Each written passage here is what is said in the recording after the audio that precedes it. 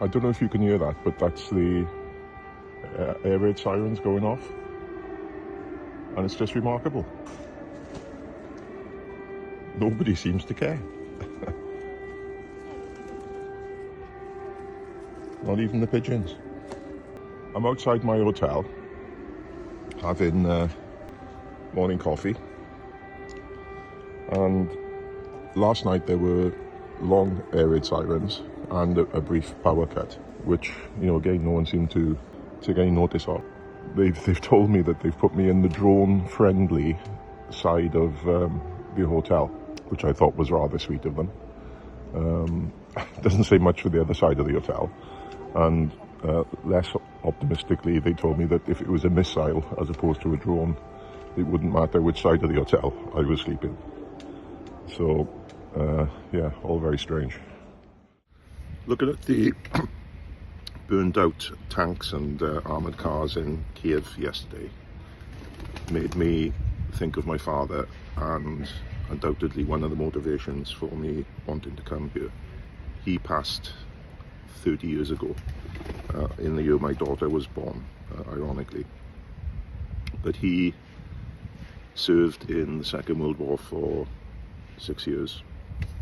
He did his basic training in India before being shipped to North Africa, where he drove a tank under Montgomery in the Desert Rats, the 8th Army, through North Africa into Italy, up through Italy, and then eventually ending up in Germany.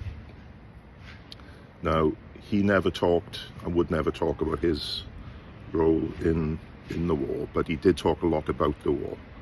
And, you know, we're all victims of our experience and beneficiaries of our experience, and that instilled in me, you know, a great interest for, certainly for World War II. And the Sherman tank that he drove was nicknamed the Tommy Cooker because of its unfortunate reputation for blowing up even with slight damage because of the fuel tanks that were quite exposed.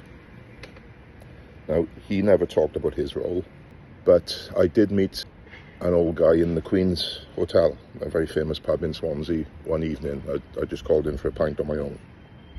And I ended up talking to this guy for 2 hours, and he had been in the 8th Army, similar to my father, and he told me about his experiences, which were just remarkable and terrible and fun on some occasions. He talked about his friends, and he talked about, you know, some of the horrors of the things that he had seen and the things, in fact, that he had done.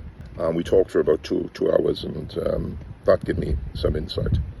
So there's no doubt, for reasons I don't fully understand, that's part of the reason I wanted to come here. So I'm in Bucha, and 2.5 years ago, a Russian column of tanks and armoured vehicles, perhaps 30 miles long, came down these roads, and they were stopped and pushed back with little more than blood and guts by the Ukrainians. I wasn't sure whether to come here. It felt a bit voyeuristic, but then I think to witness is important, and in terms of this trip, I think to witness is a part of my reason for coming.